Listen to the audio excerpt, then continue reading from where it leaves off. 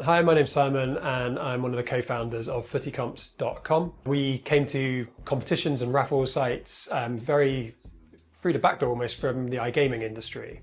Myself and my two co-founders, funny enough my brother Adam and good old school friend Andy, have been working in a number of projects within iGaming, so more like betting and gambling. We've got about 50 years combined experience now in that industry. I've been in the iGaming industry now for about 17, 18 years. I've worked at places like Ladbrokes, places like Stats Perform, which are big sports media companies. And most recently, I was CEO of a major marketing affiliate within the industry, which was sort of a 200-person business and with about 20 million in revenue in iGaming marketing.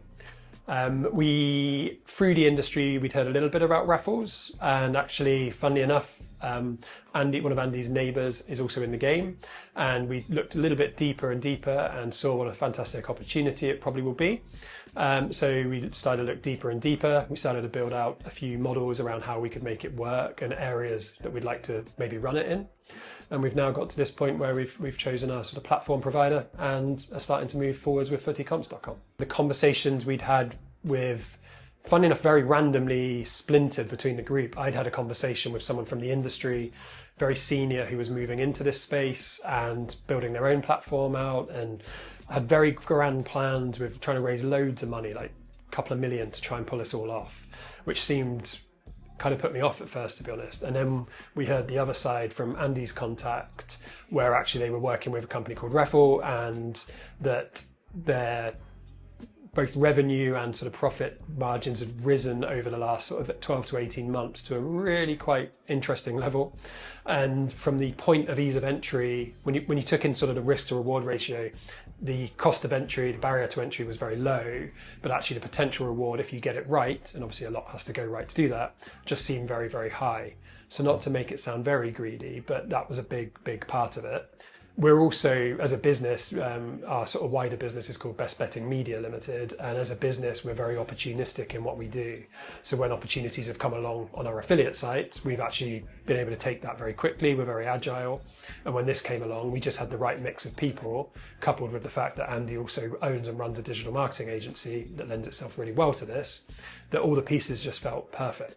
And very, very quickly we became excited about this. There were sort of two things working in combination with some of the information that we'd had from the two conversations we'd had already about these other people doing raffle sites. We started to build out a bit of a business model with actual sort of numbers, heavily based on what we know from the iGaming industry.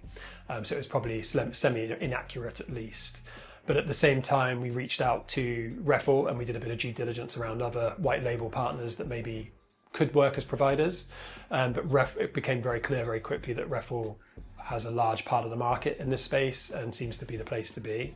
So we spoke to Hugh at Reffle first and foremost, got a very sort of base level understanding of how it works, what the sort of ideas of costs were, fed them into the model, and between all of that, that sort of gave us the impetus to sort of push forwards, where we then had further chats with Hugh, really just fleshed out the details around the platform, the contract, how it would look, who owns what, etc., who does what, etc., where they could help us out in areas that we know we're weaker, where we were allowed to actually add more influence because we know we're stronger.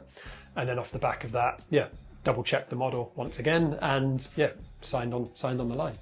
I guess we were a little bit fortunate in that we've got a business already, and it's revenue making. So there was some money there that we knew that we could put straight to prizes, straight into marketing, and that, I guess, but any business should have that initial capital to do that. From the point that we signed the contract, everything's been incredibly smooth, and this has been probably the fastest time it's ever taken to pull a business together. Reffle were pretty clear that they could turn the platform around in sort of 4 to 6 weeks. We were quite clear around the fact that we wanted to get it launched before the end of this year's football season, and Hugh and the team have very kindly obliged with that. Kerry's been fantastic pulling that along. I think in the background then we've just tried to pull every little bit that we can until we've had the platform, but the support along the way from Kerry, the initial first conversations with Kerry actually really put us at ease, because A, she's very down to earth, and that sort of reflects the Reffle customer support really, really well, I'd say. But she just gave us a list of everything we're going to need to do, everything we're going to have to do in the future to get live, gave us all the right contacts for payment providers, etc. And that just put us on the right path for being able to turn this around very quickly. And if you're efficient and sort of know what you're doing on the other side, it obviously helps to make that work out. I think whoever decides to do a raffle site in whichever niche or general space, like, there's no wrong answer. So we had a look at quite a lot of the sites and we liked what we saw. We thought some were quite general and we didn't think we could do that service in terms of attracting the right type of audience to deliver people into the prizes. What we love and know is sport and iGaming, obviously. And all three of us love football. We're really passionate football fans ourselves.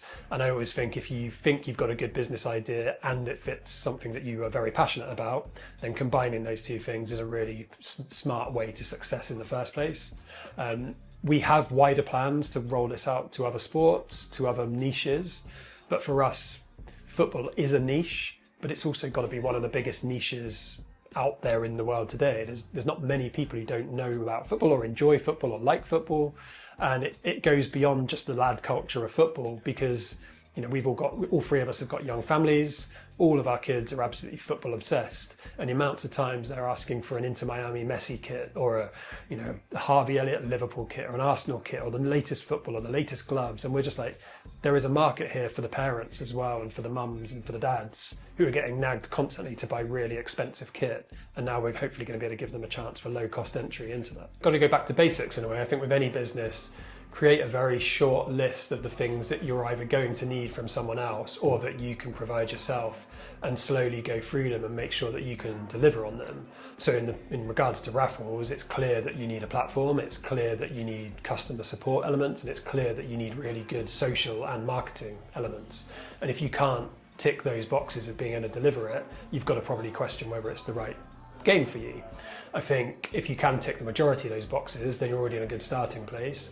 And if you can tick all of those boxes, then just get going. Don't try and make everything perfect. Get started and iterate and keep moving until you've got what you want further down the line.